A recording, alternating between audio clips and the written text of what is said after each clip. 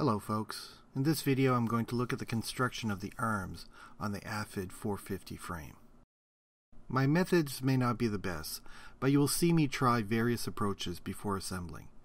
I will give insight of my thinking as to why I selected the options I did, so that it may shorten your build. As I've said, I want this to be modular, so since I am building a quad, I figured I would look at the arms.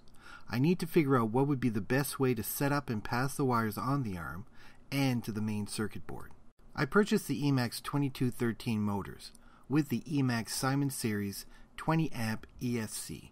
The motor package contained the Emax 2213 motor, 2 propellers, 8 screws of 2 different types, and 3 power connectors.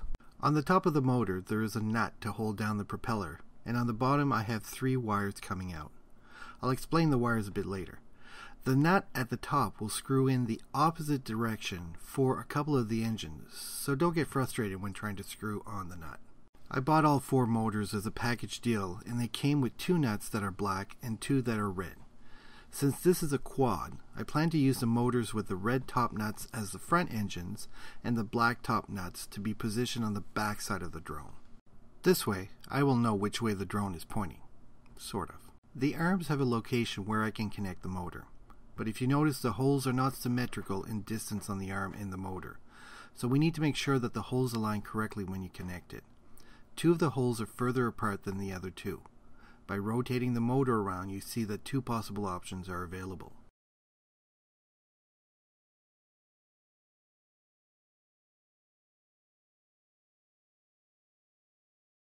We will also need to decide which screws to use here.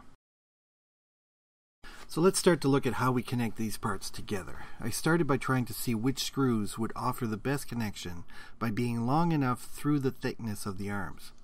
I have to say I would be more comfortable with longer screws. I decided that I needed better screws, so I bought some longer ones.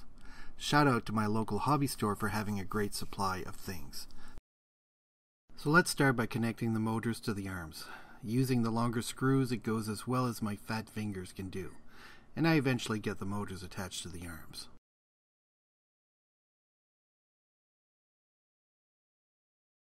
In the next videos, we will look at attaching the arms to the body, the ESC, the power system, and electronics. Now it's going to get interesting.